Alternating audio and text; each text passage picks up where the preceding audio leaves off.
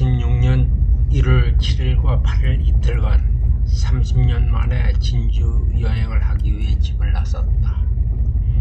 오전 10시 33분 조천역에서 사마로에 몸을 싣고 약 4시간에 걸려 진주에 도착하여 진주에서 하루 묵으며 진주성을 비롯한 여러 유적지들을 살펴보고 다음날 오후 열차로 집에 도착했다.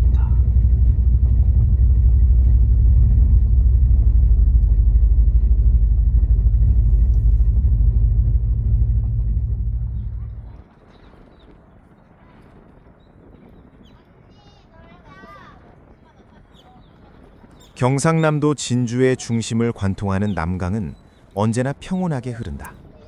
하지만 그 강물 위로 솟아오른 절벽, 그리고 그 위에 견고하게 서 있는 진주성은 단순한 풍경 이상의 무게감을 준다. 평소 역사에 관심이 많았던 터라 진주하면 가장 먼저 떠오르는 이곳을 직접 발로 걷고 눈으로 담기 위해 길을 나섰다.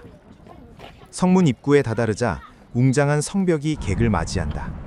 진주성은 고려시대부터 외구의 침입을 막기 위해 쌓은 성으로 임진왜란 당시 3대 대첩 중 하나인 진주대첩이 일어났던 역사의 현장이다. 매표소를 지나 성 안으로 발을 내딛는 순간 현대적인 진주 시내의 소음은 멀어지고 시간을 거슬러 올라가는 듯한 고요함이 찾아왔다. 가장 먼저 발길이 닿은 곳은 충무공 김시민 장군의 전공비와 동상 앞이었다. 1592년 불과 3,800여 명의 병력으로 3만 명의 왜군을 물리친 진주대첩의 이야기는 언제 들어도 가슴을 뜨겁게 한다. 당시 백성들은 성 안에서 돌을 나르고 끓는 물을 부으며 군인들과 혼연일체가 되어 싸웠다고 한다. 동상 앞에 서서 잠시 묵념을 올렸다. 지금 내가 딛고 있는 이 평화로운 잔디밭과 산책로가 사실은 나라를 지키기 위해 흘린 수많은 이들의 피와 땀으로 일궈낸 터전임을 생각하니 코끝이 찡해졌다. 성곽을 따라 걷다 보면 배치된 포루들이 보이는데 남강을 향해 입을 벌리고 있는 대포들은 금방이라도 함성과 함께 불을 뿜을 것만 같은 생동감을 자아냈다. 성 내에서 가장 아름답고도 슬픈 장소를 꼽으라면 단연 촉성루일 것이다. 남강가 바위 절벽 위에 세워진 이 누각은 영남 제1의 아름다운 누각이라는 별칭답게 화려하면서도 단아한 자태를 뽐낸다. 누각 마루에 올라앉으니 시원한 강바람이 뺨을 스친다. 눈앞에 펼쳐진 남강의 푸른 물결은 마치 비단처럼 매끄럽게 흐르고 있었다. 촉성로 아래 가파른 계단을 내려가면 강가에 덩그러니 놓인 바위 하나를 만날 수 있다. 바로 의암이다.